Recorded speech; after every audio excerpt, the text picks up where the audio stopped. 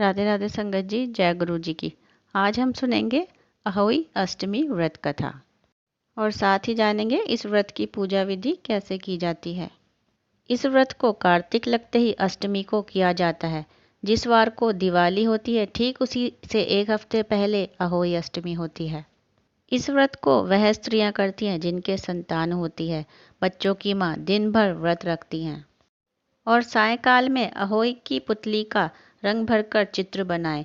उसी पुतली के पास सेई तथा सेई के बच्चों के चित्र भी बनाए या अहोई अष्टमी का एक बड़ा सा चित्र छपा हुआ मंगवा ले और शाम को तारे निकलने पर अहोई माता की पूजा करने से पहले पृथ्वी को पवित्र करके चौक पूत कर एक लोटे में जल भरकर एक पटके पर कलश की भांति रखकर पूजा करे। अहोई माता का पूजन करके माताएं कहानी सुने। पूजा के लिए माताएं पहले से एक चांदी की अहोई बनवा लें जिसे स्याऊ भी कहते हैं और उसमें चांदी के 2 दाने यानी मोती डलवा लें।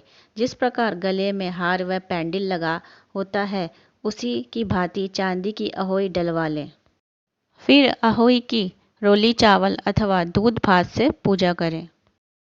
जल से भरे लोटे पर सतिया बना लें।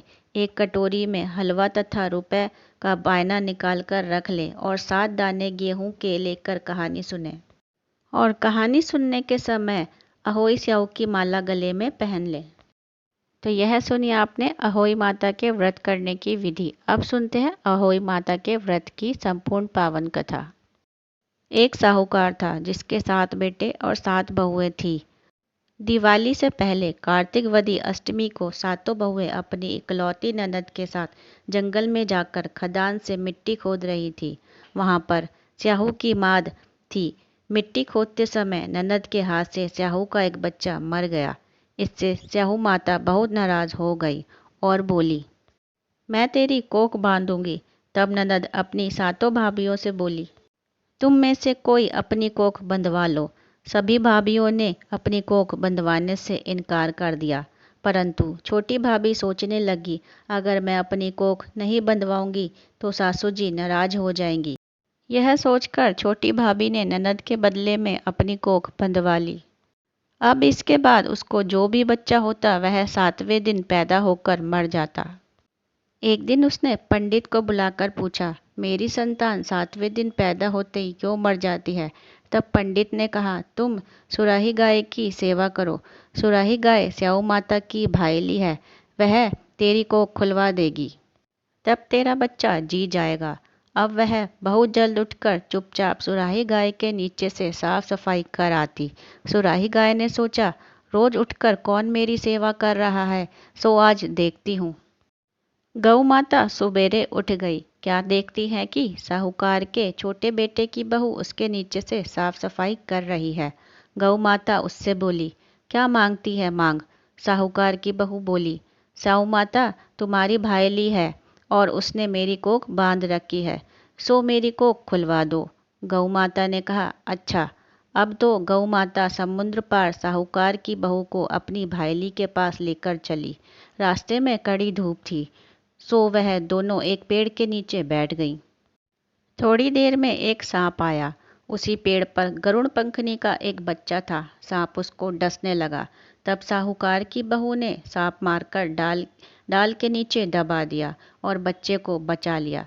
थोड़ी देर में गरुड़ पंखनी आई तो वहां खून देखकर साहूकार की बहू को चोंच मारने लगी।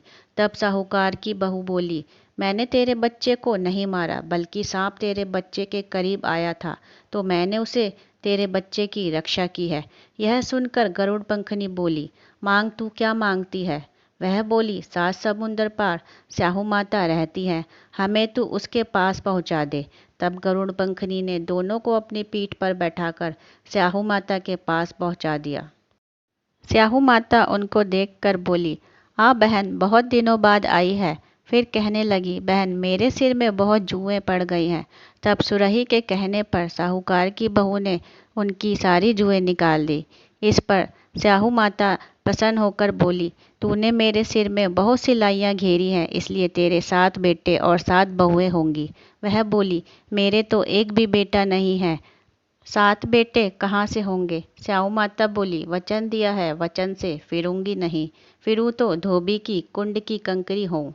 तब साहूकार की बहू बोली, मेरी कोख तो तुम्हारे पास बंद पड़ी है।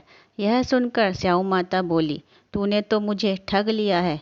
जा, तेरे घर सात बेटे और सात बहुएं होंगी, तू जाकर उजमन करियो, सात अहोई मनाकर सात कढ़ाई करियो। वह घर लौट कर आई तो उसने देखा कि सात बेटे और सात बहू बैठे हुए हैं। वह खुश हो गई, उसने सात अहोई मनाई, सात उजबन किए और सात कढ़ाई करी। शाम के समय जेठानियाँ आपस में कहने लगी कि जल्दी जल्दी पूजा कर लो, कहीं छोटी बहू अपने बच्चों को याद करके रोने ना लगे। थोड़ी देर में उन्होंने अपने बच्चों से कहा, अपनी चाची के घर जाकर देखो कि आज वह अभी तक रोई क्यों नहीं। बच्चों ने आकर कहा, चाची तो कुछ मांड रही है, खूब उजमण कर रही है। यह सुनते ही जेठानियाँ दौड़ी दौड़ी वहाँ आई और आकर कहने लगी कि तूने कोक कैसे खुलवाई? वह बोली, तुमने तो कोक बंधवाई नहीं थी, सो मैंने कोक बंधवा ली थी। अब स्याहू माता ने कृपा करके मेरी कोक खोल दी है। हे स्याहू माता, जिस प्रकार उस साहूकार की कोक खोली, उसी प्रकार हमारी भी कोख खोलिए। एक कटोरी में गेहूं के दाने लेकर कहानी सुने, और अगर गेहूं के दाने नहीं मिलते हैं तो आप चावल के दानों को लेकर भी कहानी सुन सकते हैं। और इस दिन विशेष ध्यान रखने वाली बात यह है कि इस दिन हमें मिट्टी खोदनी नहीं चाहिए, ना ही मिट्टी में हाथ डालना चाहिए। तो यह सुनिए आपने संपूर्ण अहोई अष्टमी व्रत कथा। और कथा का जोड़ा करने के लिए गणेश जी, विनायक जी की कथा ज़रूर पढ़नी चाहिए। तो मैं सुनाती हूँ आपको गणेश जी की प्यारी सी कथा।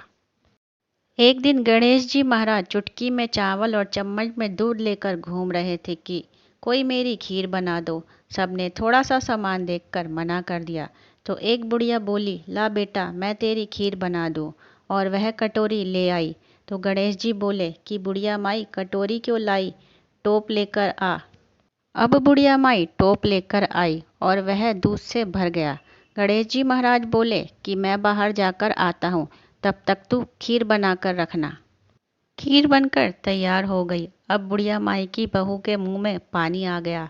वह दरवाजे के पीछे बैठकर खीर खाने लगी तो खीर का एक छींटा जमीन पर गिर गया, जिससे गणेश जी का भोग लग गया। थोड़ी देर के बाद बुढ़िया गणेश जी को बुलाने गई तो गणेश जी बोले, बुढ़िया माई, मेरा तो भोग लग गया। तो बुढ़िया बोली, बेटा अब इसका क्या करूं? गणेश जी बोले, सारी खीर अच्छे से खा पी कर सबको बांट देना, और बचे तो थाली में डालकर छीके पर रख देना। शाम को गणेश जी महाराज फिर आए और बुढ़िया को बोले कि बुढ़िया मेरी खीर दो। बुढ़िया खीर लेने गई तो उस थाली में हीरे मोती हो गए। गणेश जी महाराज ने जैसी धन दौलत बुढ़िया को दी, वैसे ही सबको देना। जय गणेश जी महाराज। कहानी सुनने, पढ़ने वाले, हुंकारा देने वाले सभी का भला करना।